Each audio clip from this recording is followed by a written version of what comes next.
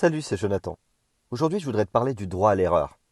Quand on parle de droit à l'erreur, tout de suite, certains vont penser que si j'ai le droit à l'erreur, alors je vais faire des erreurs. Non, il ne s'agit pas de ça, mais plutôt de comprendre que il n'y a que ceux qui font rien qui ne font pas d'erreur. L'erreur est humaine, et ce n'est pas parce que tu as fait une erreur ou des erreurs que tout est remis en cause. Le droit à l'erreur, ça fait partie de l'évangile. Et puis il y a une différence entre faire des erreurs volontaires, toujours les mêmes, et recommencer sans cesse, toujours et encore, en étant conscient, et faire des erreurs ou une erreur. Ce n'est pas la même chose.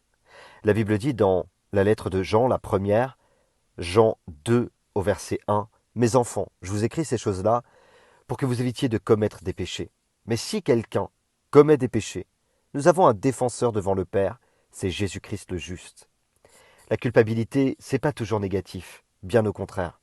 Le sentiment de culpabilité, ça va te pousser à comprendre que si tu as fait une erreur ou des erreurs, mais ce que tu as fait, ce n'est pas fatal, en tout cas pas dans l'esprit de l'Évangile.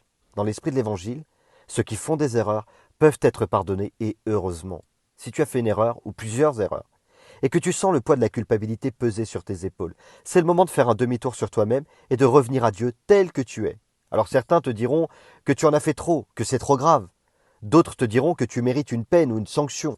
Mais le roi des rois te dira qu'il est le défenseur, qu'il plaide pour toi et que son amour ne varie pas en fonction des circonstances. Il t'aime et donc il est toujours prêt à te pardonner si tu viens vers lui avec humilité et repentance. Parfois certains combats sont plus difficiles que d'autres. Il peut arriver de combattre, de prendre plein de victoires et puis de tomber de nouveau. C'est ce qui se passe dans la vie réelle. Mais le principal, c'est de te relever et de continuer à combattre. Une erreur ne définit pas ta vie. Ta vie vaut beaucoup plus. Et celui qui a payé pour toi voudrait que tu en sois conscient plus que jamais. Allez, je te donne quelques petits conseils ce matin. Conscient ou inconscient, le péché est toujours pardonnable, parce que le sang coule encore pour te pardonner. Certains ont leur propre vision de la gravité du péché, en fonction de la culture ou de l'éducation. Certains péchés semblent plus graves que d'autres selon les uns ou selon les autres, plus tolérables ou moins tolérables, mais qu'importe. Quelle que soit la notion qu'on peut avoir du péché, le péché reste le péché et le pardon reste le pardon.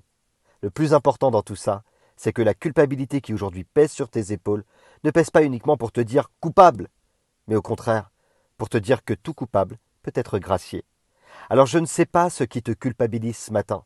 Je ne sais pas non plus quelle est l'erreur ou les erreurs que tu as fait. Mais sache une chose, le péché a son remède, le sang précieux de Jésus. Et l'erreur a son remède, l'amour et la bienveillance de Jésus.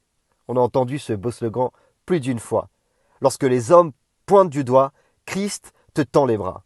Moi j'aimerais dire qu'au-delà d'un slogan, c'est une des plus grandes vérités de la Bible. Jésus est venu non pour condamner le monde, pour le juger, mais pour l'aimer et le sauver. Alors viens ce matin, tel que tu es, approche-toi avec confiance et rappelle-toi que Dieu ne te rejette pas, il te pardonne, te tend les bras, accepte toi-même son pardon et marche de nouveau dans la destinée que Dieu t'a offerte. C'est pour toi qu'il s'est livré, c'est parce qu'il t'a aimé et qu'il t'aime encore. N'oublie pas, Dieu a mis son potentiel en toi.